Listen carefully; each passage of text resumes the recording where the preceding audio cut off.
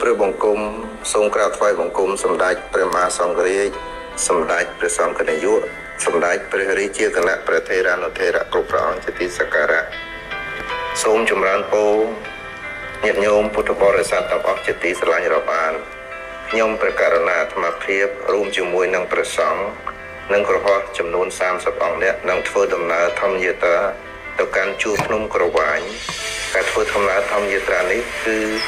ដើរខុសក្រោមប្រធានបទដំណើរអភិរក្សធម្មយាត្រានេះនឹងធ្វើដំណើរចាក់ចេញពីភូមិពូបឹងឃុំដងពេញស្រុកស្រែអំបិលខេត្តកោះកុងឆ្ពោះទៅកាន់ភូមិឯកភាពឃុំថ្មដាស្រុកវាលវែងខេត្តពោធិ៍សាត់ដំណើរធម្មយាត្រានេះមានរយៈចម្ងាយចន្លោះពី270គីឡូម៉ែត្រទៅ300គីឡូម៉ែត្រដោយប្រើប្រាស់ពេលវេលាចំនួន32ថ្ងៃដោយឆ្លងកាត់ខេត្តចំនួន3គឺខេត្តកោះកុង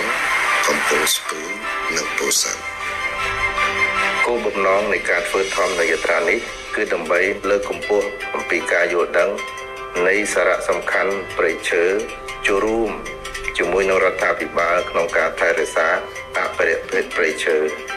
និងចូលរួមលើកកម្ពស់អំពីទេសចរណ៍ធម្មជាតិព្រៃឈើគឺជាដង្ហើមរស់នៃមនុស្សជាតិសូមញាតិញោមពុទ្ធបរិស័ទនិងប្រជាពលរដ្ឋខ្មែរគ្រប់រូបចូលរួមថែរក្សាអភិរក្សព្រៃឈើរបស់យើងកម្មវិធីព្រះពុទ្ធសាសនានិងបរិស្ថានប្រព្រឹត្តទៅក្រោមការឧបត្ថម្ភរបស់សម្ដេចធិបតីហ៊ុនម៉ាណែតនាយករដ្ឋមន្ត្រីនៃព្រះរាជាណាចក្រកម្ពុជានិងលោកជំទាវបណ្ឌិតពេជ្រច័ន្ទមនីឯកឧត្តមអភិសន្តិបណ្ឌិតសសុខានិងលោកជំទាវកែវសួនសុភីលោកជំទាវខៀវស៊ីណាជាចន្ទោឯកឧត្តមពេជ្រសុផាន់និងលោកជំទាវមកពោពុន